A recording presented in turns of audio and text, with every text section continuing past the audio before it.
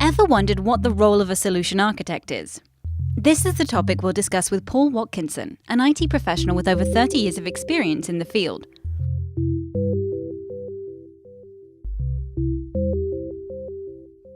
Many people often actually misunderstand the very nature of the role. But a lot of developing software is not about writing the code.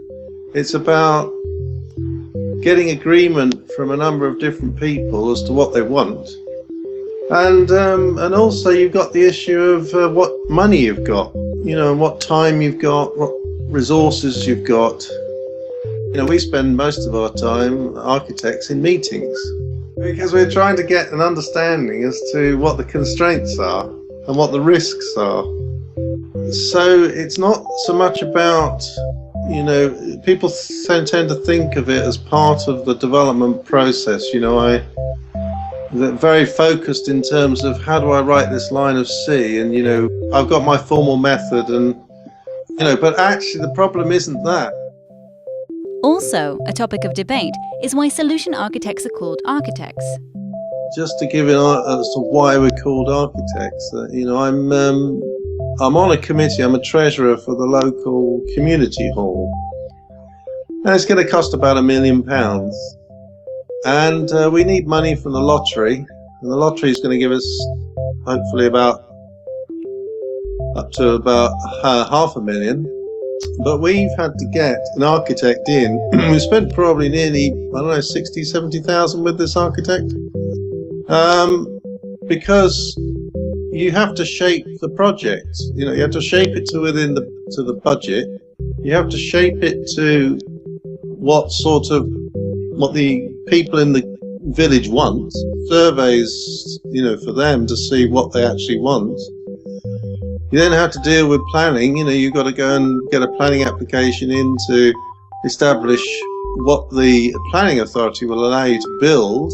You've then got highways. You've got a whole bunch of different stakeholders, if you like.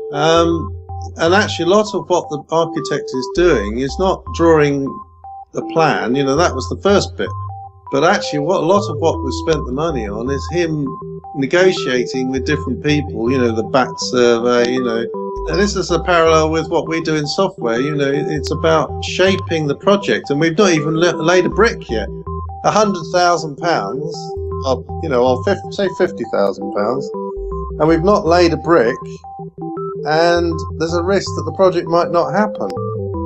Because if the lottery don't come up with the money, and not only that, we need funding from other sources as well. So it's very similar to software. You're shaping the project, you're deciding what you can afford, you're making adjustments to deal with issues that people raise, like it's too close to the road, or it's someone says I want a tennis court, or I want another person, their interest is they want to play badminton in the hall, and some people have a louder shout than other people for various reasons, and it's quite striking how the dynamic that's going on there, very similar to sort of planning a software project. So really the architect is doing, that's probably why they're called architects, software architects, is because they're architecting and shaping the solution so that it's got half a chance of getting funding.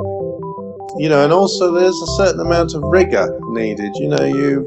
You've got to produce various documents, and so that organisation, like the lottery, is happy to put forward the money. They want to see that there's a professional involved. They want to see that all the risks have been considered.